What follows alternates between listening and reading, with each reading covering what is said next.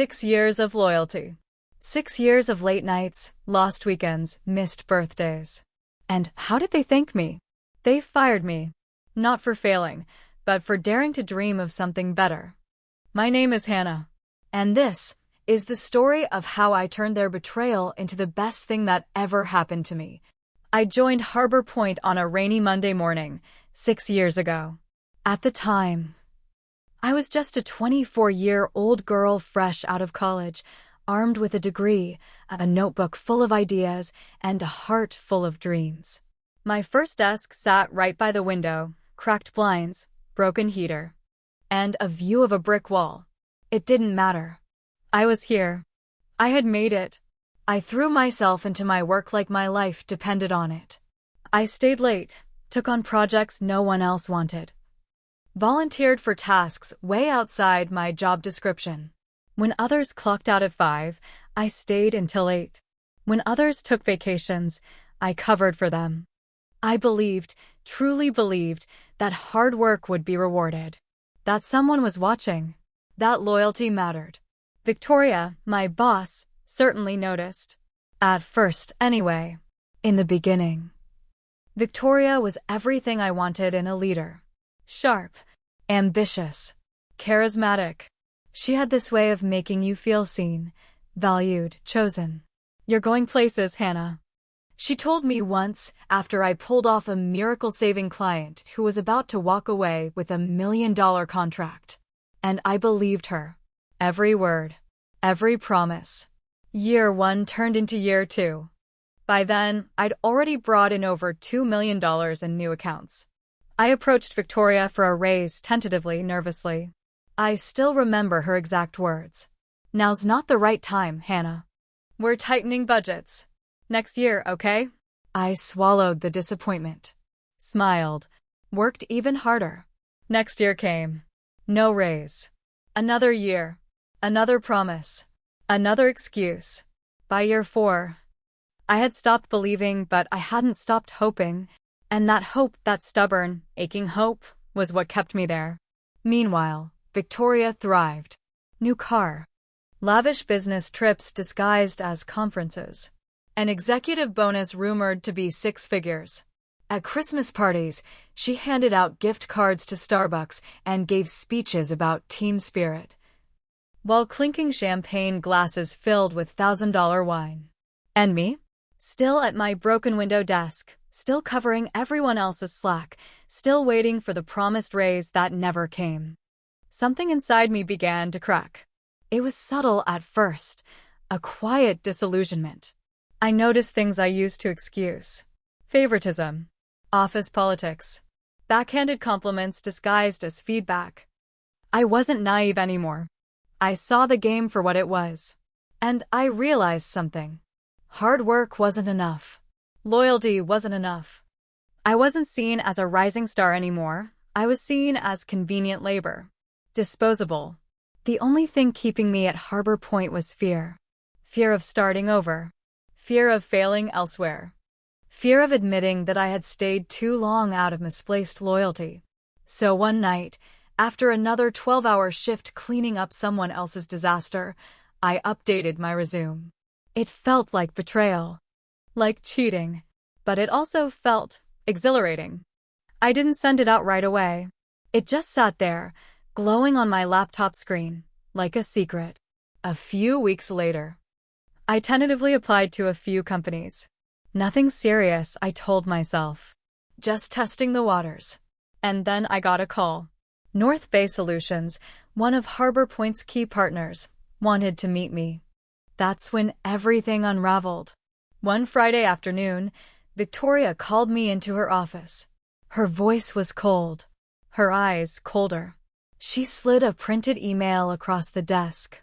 It was a recruiter's message, forwarded to her. A recruiter I had spoken to confidentially had leaked my name. Victoria didn't shout. She didn't accuse. She simply said, "We know you're looking elsewhere. Clearly, you're no longer committed to Harbor Point. Effective immediately, your employment is terminated." Just like that. 6 years erased. No thank you. No exit interview. No severance. Just a security guard waiting at my desk, a cardboard box, and a final paycheck that felt like blood money. I walked out of that building in a daze. My whole identity, the woman who never gave up, who outworked everyone, who believed in loyalty, shattered in one afternoon. As I stepped into the freezing rain, clutching my box of memories, a single thought echoed in my mind. I was never family. I was never safe. I was just convenient. But what I didn't know, what Victoria didn't know, was that firing me was the biggest mistake they could have made. Because sometimes, rock bottom is the foundation you rebuild your life on. Success, it turned out, was addictive. At North Bay Solutions, I wasn't just another name on a payroll spreadsheet. I was Hana, the strategist, the fixer, the leader. Within 6 months, I had been promoted twice. First to project lead, then to strategic operations manager, a title that still made me smile every time I saw it printed on my business cards. But it wasn't just the titles. It was the respect. The genuine respect. When I spoke in meetings, people listened. When I pitched new ideas, executives leaned in, took notes, asked questions. For the first time in my professional life, I wasn't fighting to prove my worth. I was expected to shine. My biggest test came 8 months in. North Bay landed a major contract with a multinational tech company, a deal that could double our revenues if executed correctly. It was high risk, high reward. And James, the CEO, handed the entire project to me. Not because no one else wanted it, but because he trusted me. I assembled a team, drew up timelines, held strategy sessions that sometimes stretched late into the night. It was exhausting. It was exhilarating. It was everything I had ever wanted. And then, 3 weeks before launch, disaster.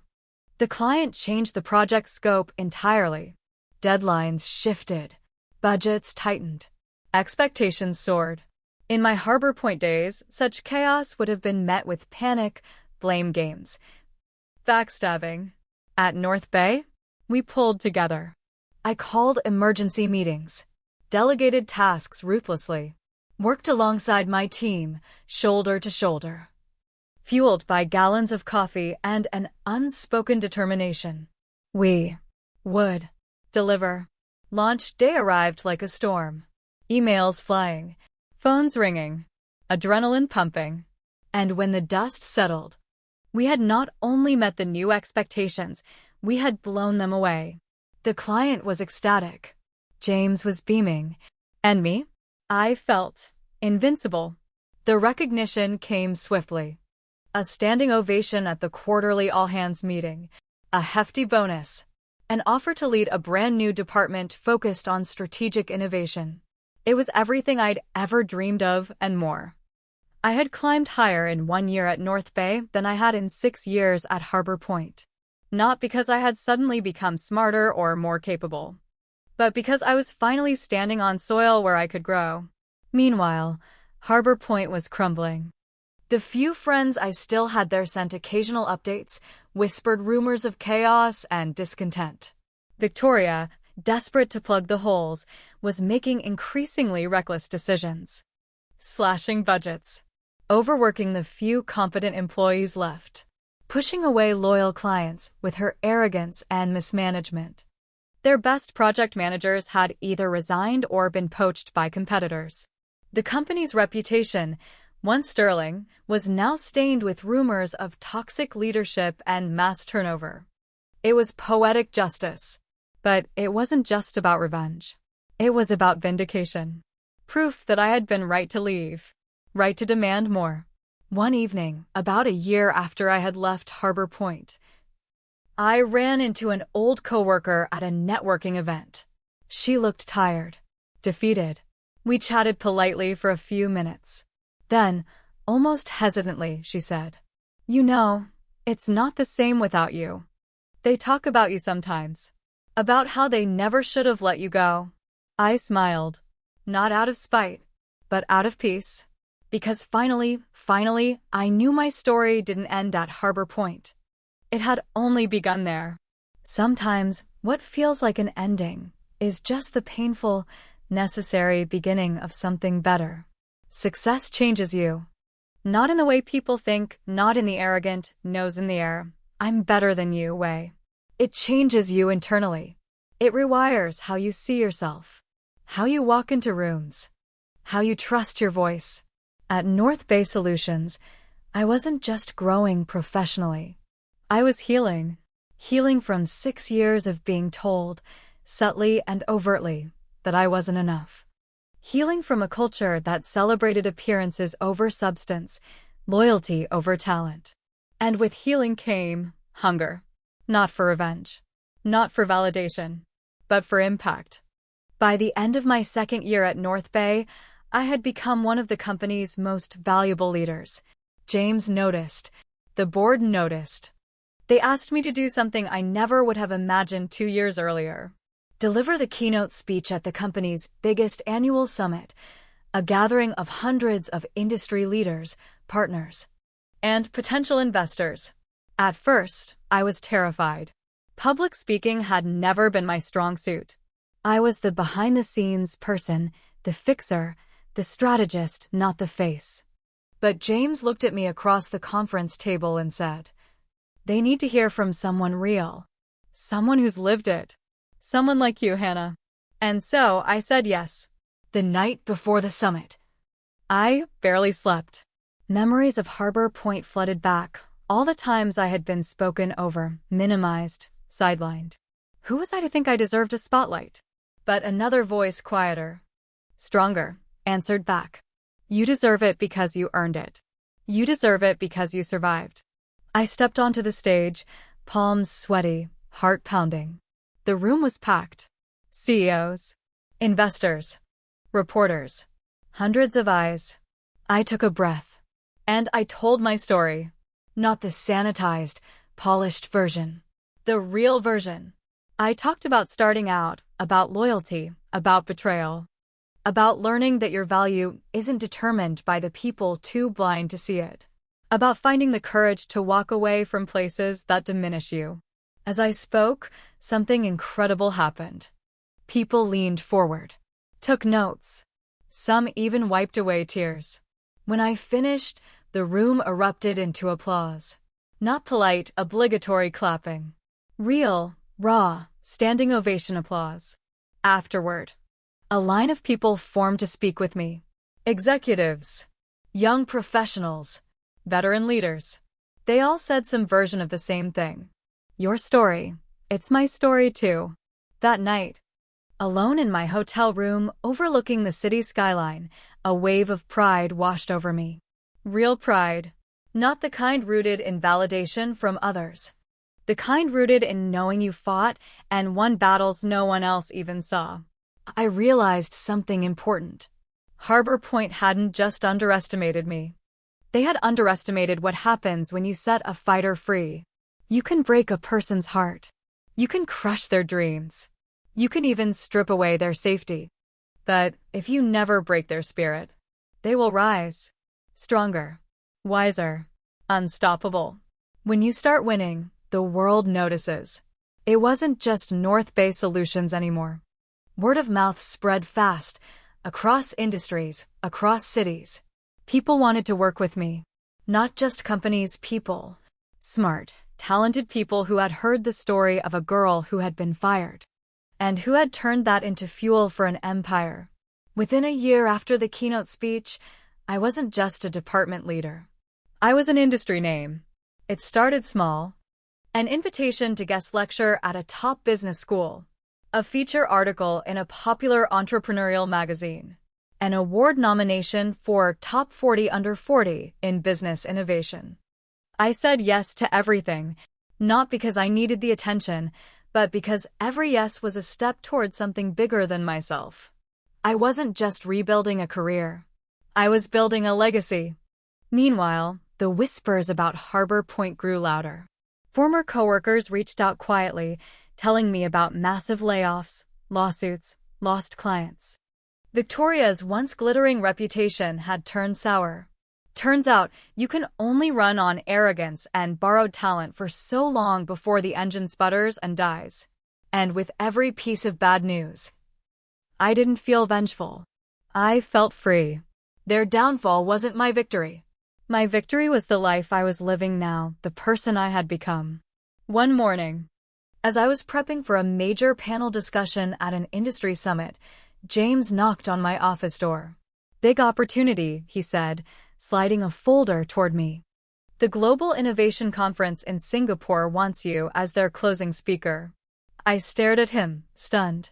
The Global Innovation Conference, the biggest annual event for leaders across tech, business, finance. Thousands of attendees. Millions watching online. I flipped open the folder. There it was, in bold black letters. Keynote speaker, Hana. I should have felt intimidated. Instead, I felt ready. Because by now, I knew who I was.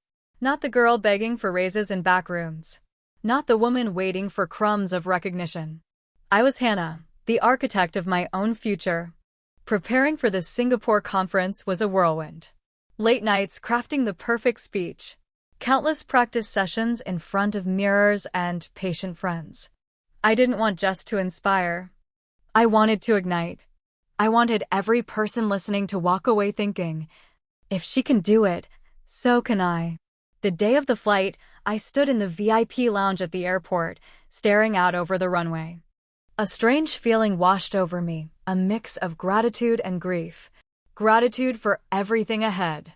Grief for everything lost along the way. Because even goodbyes, even the necessary ones, leave scars. On the flight, somewhere high above the Pacific, I opened my laptop and reviewed the final draft of my speech. One sentence stood out. Underlined in bold. Never let the places that couldn't see your worth define the heights you're meant to reach. I smiled. That was my truth. And soon, it would be theirs too. Meanwhile, far across the ocean, in a cold, cramped conference room at Harbor Point, Victoria sat in front of a crumbling management team. Revenue reports showed red lines and free-falling profits. Key clients I had once secured, were walking out the door. An emergency strategy meeting had been called. But no strategy could fix what was broken. Because Harbor Point's problem wasn't bad luck. It wasn't even bad management. It was bad values. You can't build an empire on exploitation and survive. And now, the cracks were splitting wide open. Rumors flew. Victoria had been put under review by the board. Her once untouchable position was now hanging by a thread. But she refused to admit defeat. Not yet. Because Victoria had a plan. A desperate, reckless plan. One last gambit to reclaim her lost kingdom. And it involved me. The Global Innovation Conference was everything I imagined, and more. The energy was electric. Thousands of the brightest minds from every corner of the world packed into gleaming halls and buzzing breakout rooms. The future wasn't just being discussed here. It was being written. I was scheduled as the closing keynote speaker, the final act, the last voice everyone would carry home. It was the highest honor. And the highest pressure. But I was ready. The day before my speech, I attended a networking gala hosted by the conference organizers. I floated through the crowd, exchanging cards, shaking hands, answering questions about strategy, leadership, innovation. Everywhere I turned, someone seemed to know my name. "You're Hana, right? The turnaround genius.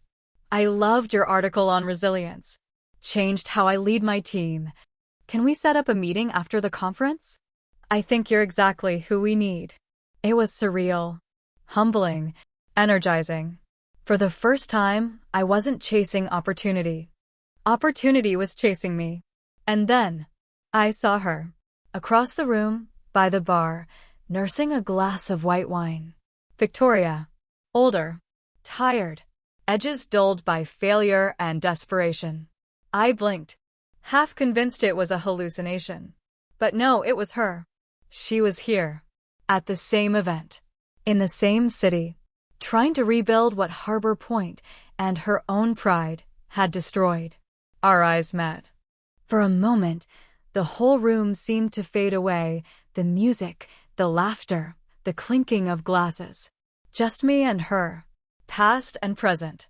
Failure and future. She smiled first. A brittle, practiced thing that didn't reach her eyes. And then she started walking toward me. "Hana," she said, voice warm and false. "It's been too long. Congratulations on everything." "Truly." I smiled back, polite, distant. "Thank you, Victoria. I appreciate that." She leaned in slightly, lowering her voice. "Listen, things have been tough back home. We're rebuilding. There's a lot of opportunity for someone with your expertise. If you ever feel like coming full circle, my door's open." It wasn't a real offer. It was a chess move. A desperate attempt to pull me back into her crumbling empire. To reclaim a piece of the magic she had thrown away. I could have laughed. I could have unleashed every bitter truth I carried. But I didn't, because I wasn't angry anymore. I was free. "Thank you, Victoria," I said, voice calm and steady. "But I'm exactly where I'm meant to be." Her face tightened, just a fraction. A crack in the perfect mask. And then she raised her glass in a silent toast. "To success," she said. "To growth," I replied. We clinked glasses lightly, a sound sharp as a closing door. Va turned away from each other. That night, back in my hotel suite, I thought about the encounter. About the girl I had been, the one who would have given anything for Victoria's approval. And the woman I was now, the one who no longer needed it. Victoria wasn't my enemy. She was my lesson. A living reminder that your value isn't determined by those too small to see it. That real victory isn't making your enemy suffer. It's making their opinion irrelevant. The next day, I stood backstage at the conference hall, minutes away from delivering the keynote. The massive crowd buzzed with anticipation. The spotlight waited. I closed my eyes, centered myself, and remembered. The job that fired me had tried to define me. The fear had tried to chain me. The past had tried to claim me. But I had outgrown it all. And now, the future was mine. Sometimes, the loudest victories are won in silence. Not by fighting the old, but by rising so far above it, they can't even reach you. The Global Innovation Conference changed everything. Not because of the applause. Not because of the flood of LinkedIn messages, offers, interviews, and collaborations that followed. Not even because of the standing ovation that echoed in my ears for days. It changed everything because it changed me forever.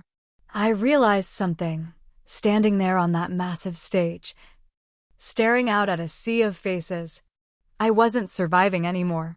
I was thriving. I wasn't trying to prove my worth to anyone. I was simply living it. Every step I took from that point forward was no longer about running away from Harbor Point. It was about running towards something better. Something bigger. Something mine. Opportunities multiplied. I started consulting with startups, helping them avoid the toxic traps I had barely escaped. I launched workshops on leadership, authenticity, resilience. I mentored young women just starting out. Women who reminded me so much of myself at 24, hopeful, brilliant, but dangerously trusting of systems that didn't always have their best interests at heart. It wasn't about bitterness. It was about building. Creating the kind of workplaces I had once longed for, places where hard work was valued, where voices were heard, where loyalty wasn't a one-way street. Eventually, people started calling me something new. Trailblazer. Game changer. Leader. Icon. At first, those words felt too big, too heavy. But over time, I grew into them. Because I had lived every inch of the climb they described. Every sacrifice. Every betrayal. Every tear. They weren't my weakness. They were my foundation. One rainy evening, years after Harbor Point had crumbled into a forgotten footnote in the industry, I sat alone in my new office. It wasn't flashy. No marble floors. No gold nameplate. Just sunlight pouring through wide windows, a team that felt like family buzzing outside my door, and a quiet, unshakable sense of peace in my chest. I pulled out an old notebook, the one I had carried on my very first day at Harbor Point. Its pages were filled with messy notes, wild ideas, naive dreams. And at the very back, in tiny handwriting, a quote I had scribbled years ago.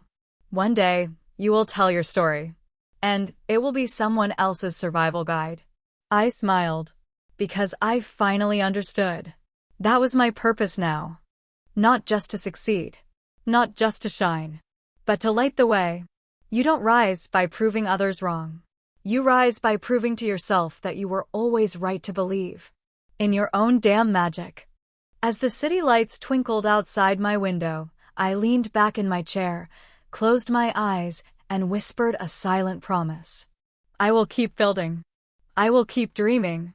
I will keep rising. Not for them. Not against them. But for me, Hannah's story wasn't a comeback. It was a beginning. And the best was still to come. Maybe you're listening to this right now, feeling broken. Feeling like everything you built has crumbled in your hands. Feeling like you're invisible, forgotten, replaceable. But hear me when I say this. You are not what they said you were. You are not your worst day. You are not your failures, your fears, your betrayals. You are the fire they couldn't extinguish. You are the storm they couldn't survive. You are the dream they couldn't kill. And if you hold on even for one more day, you will rise. Higher, stronger, brighter. Your story isn't over. It's just getting started. My name is Hannah. And if I could do it, so can you.